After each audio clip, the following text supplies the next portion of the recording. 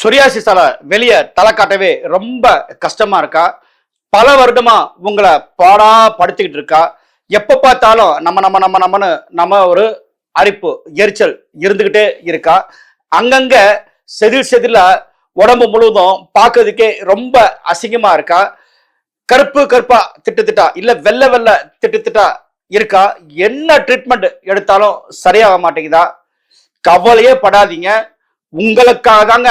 இதை சரி பண்றதுக்கு தான் நம்ம சித்தர்கள் ஏகப்பட்ட மருத்துவ முறைகளை சொல்லியிருக்காங்க. இதுல உயர்ந்த ஒரு மருந்தை தான் நான் இப்ப உங்களுக்கு பண்ணி காமிக்க போறேன். அதுவும் லைவ் டெமோவா. நம்ம மருத்துவ வரலாற்றையே யார் இது வரைக்கும் இதெல்லாம் மக்களுக்கு காமிக்கல. நாம இப்படி எல்லாம் மருந்துகள் இருக்கு, இதுல போனா நமக்கு நோய் நிரந்தரமா சரியாகும் அப்படிங்கிறத நீங்க தெரிஞ்சுக்கணும் அப்படின்றதுக்காக தான் இப்ப நாம இந்த மருந்துகளை காமிக்க போறோம். தயவு செஞ்சு வீடியோவை ஸ்கிப் பண்ணாம பாருங்க. இது வரைக்கும் சேனலை சப்ஸ்கிரைப் பண்ணலன்னா பண்ணிக்கோங்க, லைக் பண்ணுங்க, ஷேர் பண்ணுங்க. உங்கள யாராவது ஒருத்தர் இல்ல உங்க ஃபேமிலியிலே ஒருத்தருக்கு இந்த பிரச்சனை இருந்தா அதுல விடுதலை அடைய நீங்க ஒரு காரணமா இருப்பீங்க. வணக்கம் நண்பர்களே, நான் உங்கள் Karthikeyan, Lakshmi health care centre, திருச்சியிலிருந்து பேசுறேன். இப்ப பாருங்க, தோல் நோய்களின் அரசன் அப்படின்னு எதை சொல்லலாம் அப்படின்னா சொரியாசிஸ் அப்படின்னு சொல்லுவாங்க. சின்ன சின்ன பிரச்சனைகள் வந்தா கை மருந்து இருக்கு, இல்ல ஹாஸ்பிட்டலுக்கு போனா டாக்டர் பார்த்து மருந்து கொடுத்தா சரியாயிடுவாங்க. ஆனா இந்த சோரியாசிஸ் இருக்கே, எப்பயுமே உங்களுக்கு அவ்வளோ சீக்கிரமா சரியாகாதுங்க.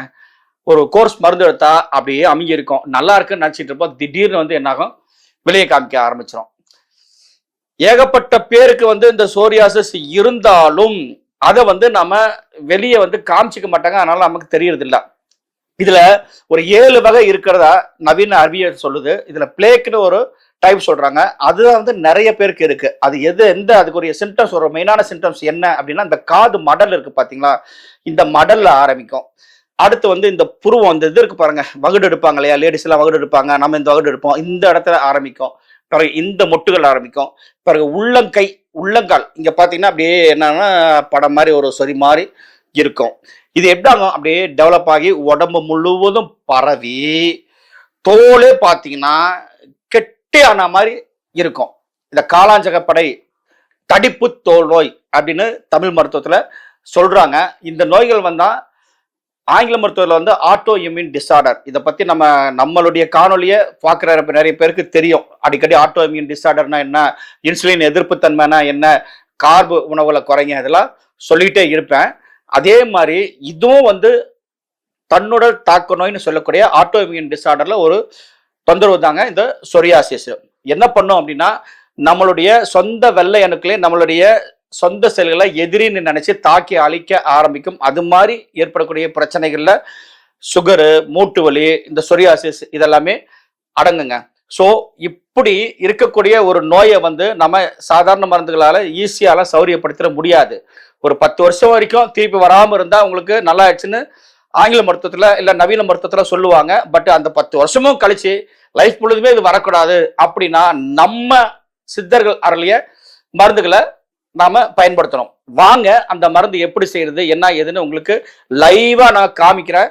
அதான் தயவு செஞ்சு நீங்க அதை செய்யாதீங்க. ஏன்னா இது இலகலையை வச்சு செய்யக்கூடிய மருந்து அல்ல. இது பாசானங்கள்னு சொல்லக்கூடிய பெரிய மருந்துகள்.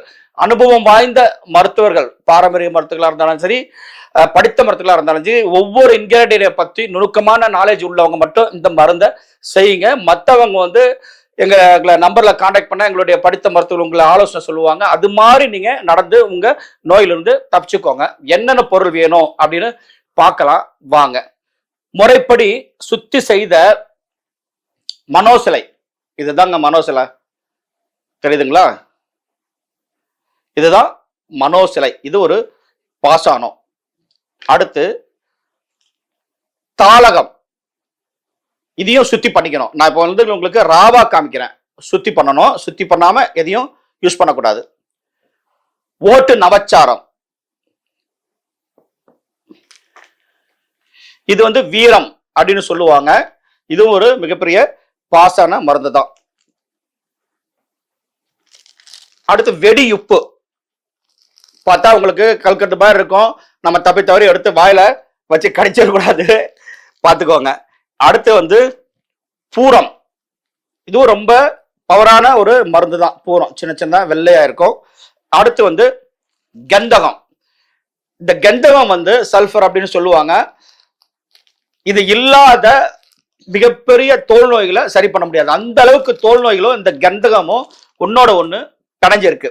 இப்ப என்ன பண்ணணும் அப்படின்னா, இதையெல்லாம் வந்து முறைப்படி சுத்தி பண்ணி கல்வனா நம்ம அரவை மிஷின் கையில வந்து சித்தர்கள் படத்தை பார்த்தீங்கன்னா ஒரு இப்படி ஒரு ரவுண்டா ஒரு மாதிரி இருக்கும், அதை வச்சு அரைப்பாங்க. அதுதான் கல்வம். அதுல என்ன பண்றோம் அப்படின்னா, ஒவ்வொரு பொருளா வச்சு ஒரு 3 மணி நேரம் ஒரு ஜாமும் அரைக்கணும்.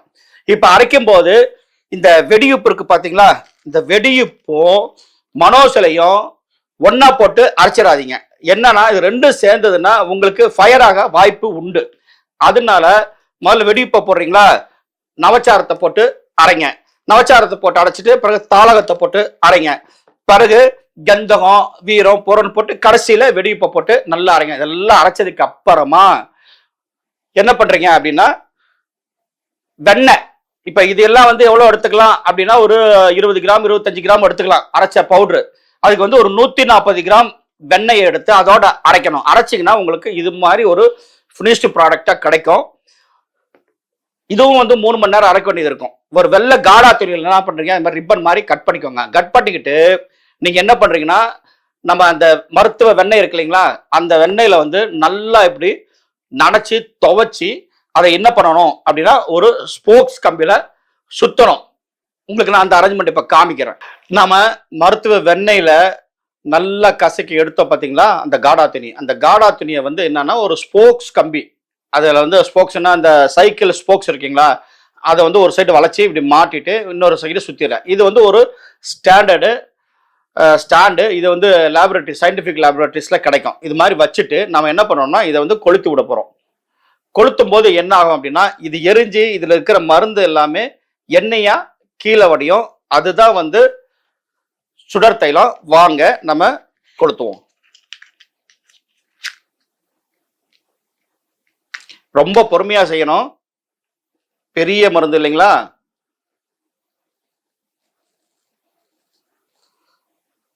பத்திக்கிச்சு பாருங்க, நெருப்பை காட்டினதுமே என்ன சொட்ட ஆரம்பிச்சிச்சு. இப்படி எரிஞ்சு சொட்டு சுட்டா வடிய ஆரம்பிக்கும். அதாவது மருந்தானது சுடரா எரிஞ்சு தைலமா இறங்கும். இந்த ப்ராசஸ்க்கு வந்து சுடர் தைலம் அப்படின்னு சொல்லுவாங்க. அதாவது இந்த மருந்தானது எரிஞ்சு சுடரா எரிஞ்சு தைலமா இறங்கும். அப்படி தைலமா இறங்குறத தான் நாம என்ன சொல்றோம், சுடர் தைலம் அப்படின்னு சொல்லுவோம். இது வகையில வந்து தோல் நோய்க்கு இது மாதிரி இன்னும் வேற வேற பெரிய நோய்களுக்கும் வேற வேற பெரிய மருந்துகள் இருக்கு. வாங்க எவ்வளவு கலெக்ஷன் ஆயிருக்குன்னு பாக்குறோம். அப்படியே சொட்டு சொட்டா வருது பாருங்க, கீழே விழுது பாத்தீங்களா, சொட்டு போடுது பாத்தீங்கன்னா, இதுதான் மருந்து. தோல் நோய்களை அற்புதமா கேட்குங்க. அதுலயும் இந்த சோரியாசிஸ் இருக்கு பாத்தீங்களா, ஸ்பெசிபிக்கா சோரியாசிஸ்க்கு அடுத்து பெரிய தோல் நோய்னா எதுவும் இல்லை. லூப்பஸ்னு ஒண்ணு வரும். அது வந்து எதனால வருதுன்னா வெரிகோஸ். அது லூப்பஸ்னு ஒண்ணு வரும். அது வந்து எதுல வருதுன்னா நாட்பட்ட சளி, சிஓபிடின்னு ஒரு ப்ராப்ளம் வரும். அதனால அந்த தோல் நோய் வரும். அந்த தோல் நோய்க்கு இது வேலை செய்யாது. ஏன்னா அந்த தோல் நோய் வந்து ஆக்சுவலி தோல் நோயே கிடையாது, சளினால ஏற்பட்டது. அப்ப சளியை சரி பண்ணா சரியாகும். ஆனா மற்றபடிக்கு ஏற்படக்கூடிய எக்ஸிமா, பட எதுவா இருந்தாலும் பெரிய மருந்து பெரிய நோய்களுக்கு மட்டும் பயன்படுத்துங்க. இந்த சொட்டு என்ன பண்ணணும் அப்படின்னா, காலை இரவு 5 to 20 சொட்டு உங்களுடைய உடல் ஏத்துக்கக்கூடிய அனுமானத்துல. ஒரு சிலருக்கு வந்து நாட்டு சக்கரையில கொடுப்பாங்க, ஒரு சிலருக்கு வெள்ளத்துல கொடுப்பாங்க. இது மாதிரி நம்ம சாப்பிட்டு வெளியே வந்து வெப்பால தைலம் இல்ல உங்க உடம்புக்கு ஏத்த மாதிரி வேற தைலம் கொடுத்து நம்ம ட்ரீட்மெண்ட் பார்க்கும்போது எண்ணி ஒரு வாரத்துல உங்களுக்கு எப்படியேப்பட்ட கடுமையான சோரியாசிஸா இருந்தாலும் முதல்ல என்ன வேதனையும் அது தீருங்க. உங்களுக்கு பயங்கரமா அரிக்குதுன்னு வச்சுக்கோங்க, அது டப்புன்னு கண்ட்ரோல் ஆகும். அடுத்து நமச்சல் இருக்குன்னு வச்சுக்கோங்க, அது கண்ட்ரோல் ஆகும். அடுத்து வந்து ப்ளீடிங் அதிகமாயிட்டு இருக்குன்னு வச்சுக்கோங்க, அது கண்ட்ரோல் ஆகும். இப்படி என்ன வேதனை அதிகமா இருக்கோ அதை ஃபர்ஸ்ட் காலி பண்ணி ஸ்டெப் பை ஸ்டெப்பா உங்களுக்கு நிரந்தர ஒரு நிவாரணம் கொடுக்கக்கூடிய அற்புதமான ஒரு மருந்துங்க.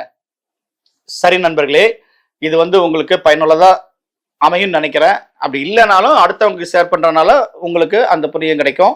மீண்டும் ஒரு காணொளியில் சந்திக்கிறேன். நன்றி, வணக்கம்.